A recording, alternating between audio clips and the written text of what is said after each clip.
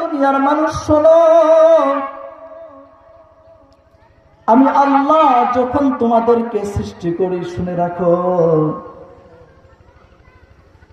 দুনিয়ার কাউকে স্থূল পরিমাণ, সামান্য চুল পরিমাণ কাউকে শরীক রাখি নাই। আমরা আল্লাহকে প্রশ্ন ছুড়ে মারলাম, আল্লাহ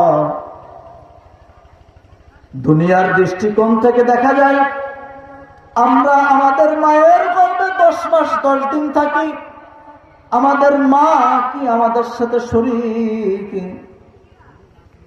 আল্লাহ অন্য আয়াত ধরে বলতেছেন, দুনিয়ার মানুষ যদি আমার সাথে শরীক থাকতো, শোনো, আল্লাহু আখরাজাকুম মিন বুতুনি উম্মাহাতিকুম লা তা'লামুনা শাইআ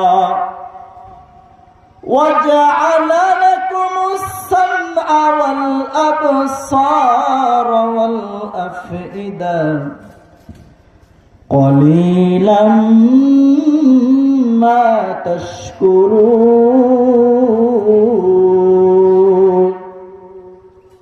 দুনিয়ার মানুষ শুনে রাখো, তোমরা যখন দুনিয়ায় ভূমিষ্ঠ হও, আল্লাহ যখন তোমাদেরকে দুনিয়ায় পাঠায়, তোমাদের পিতামাতার যদি ক্ষমতা থাকতো তাহলে তারা তাদের গর্ভের মধ্যে ছোট্ট বাচ্চাকে খাবার খাওয়াই পারত। আরে কে তাকে খাবার খাওয়াইলো?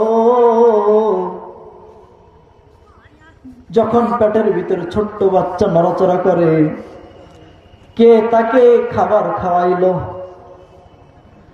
দুনিয়ার মানুষ বিবেক দিয়ে চিন্তা করো, এই 10 মাস 10 দিন তাকে কে খাবার খাওয়াইলো? আরে এটা দুনিয়ার কোনো মানুষের সম্ভব না।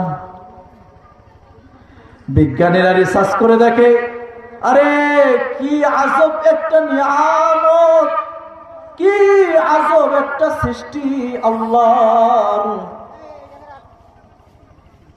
বিজ্ঞানীরা তো অবাক হয়ে গেছে, হায়রে আল্লাহ এটা কেমনে সম্ভব করছে? আল্লাহ যদি এই ক্ষমতা আমাদের কাছে দিত, এটা কখনো সম্ভব ছিল না যে মায়ের গর্ভে একটা বাচ্চাকে খাবার খান। কি তরল খাবার ওই বাচ্চাকে খাওয়াইতেছে মালিক। ও দুনিয়ার মুসলমান, একটু চিন্তা করেন, আমার আর আপনার মালিক যখন আপনি মায়ের গর্ভের ভিতরে থাকেন, ওই মালিক আপনাকে তরল ভাবে